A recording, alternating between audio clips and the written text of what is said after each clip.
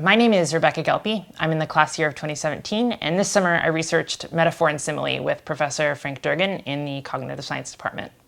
So our project this year was really, we were interested in looking at metaphor and simile and whether there's any sort of cognitive and perceptive difference between them. So basically, we want to see when people read metaphors, are they looking at them in the same way?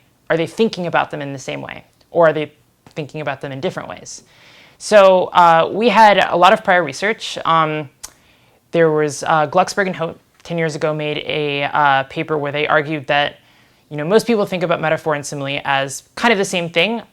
We'll say something like faith is an anchor, and that just means that faith and anchor are similar things, but we don't say it directly. Whereas when we say something like faith is like an anchor, then we're directly comparing them. But that there isn't much difference beyond that. It's just a question of how you phrase it rather than how you read about it or how you think about it. But Professor Durgan had done a study, and that suggested that there really weren't all that many differences, and that the way that people thought about them were pretty similar, even though they were very different in a Glucksberg and Holt's experiment. So we wanted to use a different medium. We wanted to use eye tracking. So basically, people look at sentences on the screen, and their patterns of their eye movements suggest to us kind of the way that they're processing these sentences. And we actually found that there were differences. So we have a lot of conflicting evidence here, and this is something that we're going to continue researching throughout this semester for my thesis.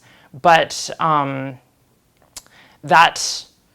were very interested by that. I hadn't really had much experience in the field of metaphor before, so that was really interesting to me, and I learned a lot about that just because this was really a big introduction for me. I also learned that I love research. It's something I had done a little bit before, but didn't have a huge amount of experience with. I learned that you really have to know a lot of programming and coding in research, and that if you don't do that, then you're kind of in trouble. So I learned a lot about how to program and how to code, and just that this is something that I'd like to spend my life doing. So I really appreciate this opportunity. I'm really grateful to the Panafil Foundation for giving me the chance to do something like this. I think this is something that I really never would have had the opportunity to do if I hadn't had this opportunity right here.